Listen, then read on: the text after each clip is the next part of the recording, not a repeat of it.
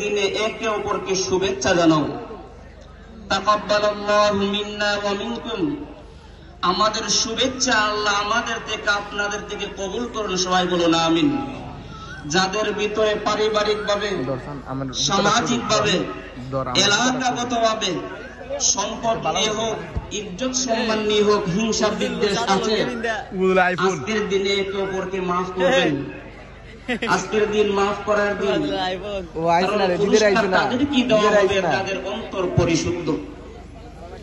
আল্লাহ রাব্বুল আলামিন আমাদের সবাইকে মাহে রমজানের যে রোজাগুলো আমরা রাখছি, তারাবির নামাজ আদায় করেছি, আল্লাহ তাআলা আমাদের এই চেষ্টাকে, সাধনাকে কবুল করুন। সবাই বলুন আমিন।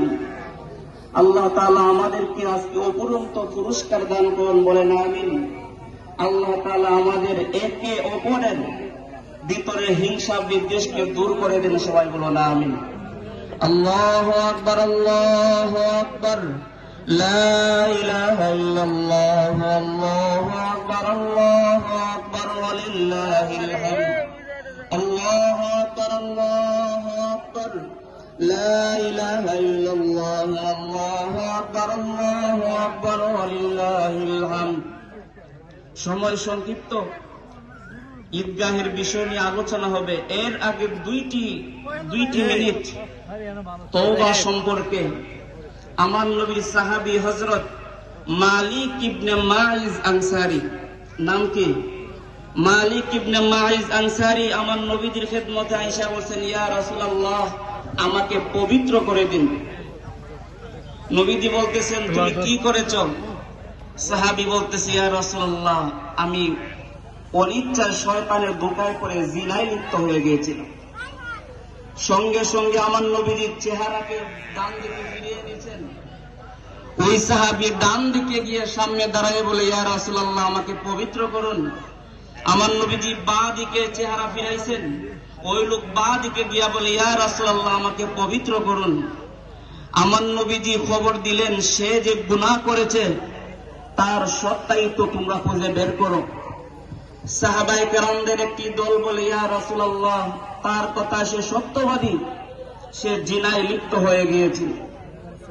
আল্লাহর বিধান আমার নবীজি এই জমিনে কার্যকর করে গেছেন যে বিবাহিত ব্যক্তি জিনায় লিপ্ত হবে, তার কোমর পর্যন্ত মাটির মধ্যে, আগা কোমর পর্যন্ত মাটির মধ্যে দাফন করে তার অর্ধেক দেহকে পাথর দিয়ে চূর্ণ বিচূর্ণ করে হত্যা করতে হবে। যদি অবিবাহিত হয় ৮০টি বেত্রাঘাত করতে হবে। ওই সাহাবী, ওই গ্রামের ব্যক্তিটি, তিনি বিবাহিত ছিলেন। আল্লাহর বিধান আমার নবীজি বলেন সবার জন্য সমান। সবাই আমার নবীজি সাহাবায়ে কেরামদেরকে আদেশ করলেন, আল্লাহর হুকুম, আমার তরিকা ওই ব্যক্তির উপর তোমরা কার্যকর করো। আমার নবীজির সামনে মাটিকে খনন করে তার কোমর পর্যন্ত মাটির নিচে ঢুকিয়ে এই কোমর থেকে দেহ পর্যন্ত পাথর দ্বারা আঘাত করা শুরু করা হলো। হঠাৎ একটি পাথরের আঘাতে ওই সাহাবীর গায়ের রক্ত একজন সাহাবীর দেহের মধ্যে পড়ছে। সেই সাহাবী বলতেছেন, একজন নাফরমানের রক্ত আমার গায়ে লাগছে। আমার নবীজি বলেন, তাকে নাফরমান বলিও না। সেই যে গুনাহ করেছে আল্লাহ ছাড়া কেউ দেখে নাই, কিন্তু সে তওবা করার জন্য আমার কাছে আসছে। আজকে এমন শাস্তির মধ্যে সে এমন তওবা করেছে, তার তওবা যদি সমস্ত মানুষের গুনাহের জন্য বিনিময় দেওয়া হয় যথেষ্ট হয়ে যাবে। অর্থাৎ এমন তওবা করব, যেই তওবা আমি মৃত্যুর আগ পর্যন্ত আর কখনো করব না। আল্লাহ তাআলা আমাদেরকে তৌফিক দান করেন, বলুন আমিন। আল্লাহু আকবার, আল্লাহু আকবার, লা ইলাহা ইল্লাল্লাহ, আল্লাহু আকবার, আল্লাহু আকবার, ওয়ালিল্লাহিল হামদ। আসসালামু আলাইকুম, নাহমাদুহু ওয়া নুসাল্লি আলা রাসূলিল কারীম, আম্মা বাদ। সম্মানিত মুসল্লিয়ানে কেরাম, সর্বপ্রথম একটা জিনিস ছিল নামাজে কাতা সোজা করার ওয়াজিব। আমরা ওয়াজিব কাজটা আগে করি নাই। প্রথম কাতারটা আগে সবাই দাঁড়ায় সোজা করেন, পরবর্তীতে এটার অনুপাতে পানিগুলা সোজা করেন। প্রথম কাতারটা আগে দাঁড়ায় যান, প্রথম কথাটা আগে দাঁড়িয়ে যান, আর দূরবর্তী যারা আছেন অতি সত্তর তাড়াতাড়ি চলে আসেন। নামাজের সময় অতি শূন্য কেটে, যেহেতু যেখানে সময় নির্ধারণ করা হয়েছে কারোর জন্য অপেক্ষা করা হবে না, অতি সত্তর আপনারা তাড়াতাড়ি চলে আসেন, অতি সত্তর তাড়াতাড়ি চলে আসেন।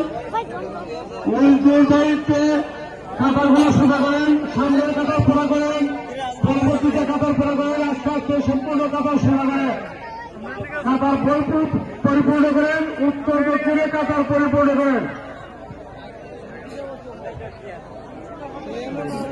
সম্মানিত মুসলিয়ানে কেরাম, বিষয়টা হল হুজুর এতক্ষণ প্রাণ করছেন, আমাদেরও দায়িত্ব আমরা যারা বিগত 1 মাস রোজা রাখছি, শুকুর আলহামদুলিল্লাহ, যারা রোজা রাখি নাই তাদের জন্য একটা আমাদের মাননীয় বর্তমান মেম্বার সাহেব বলছেন যে প্রতি বছরের ন্যায় যারা রোজগার তারা তো আছে, যারা রোজা রাখে নাই হয়তো কোনো কারণবশত রাখে নাই, এটা অন্য ব্যাপার। ইচ্ছাকৃত যারা রোজা ভঙ্গ করেছেন এটা হলো আরেকটা ব্যাপার।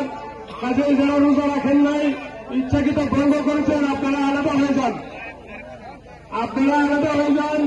এবং পিয়া যা সিদ্ধান্ত নেবে সিদ্ধান্ত অনুযায়ী আপনারা তা গ্রহণ করে নেবেন। অতি তাড়াতাড়ি যারা রোজা রাখেন নাই তারা আলাদা হয়ে যান, আমাদের মুরব্বীরা সিদ্ধান্ত অনুযায়ী তা হবে। সময় খুব স্বল্প, কাজে আপনারা অতি তাড়াতাড়ি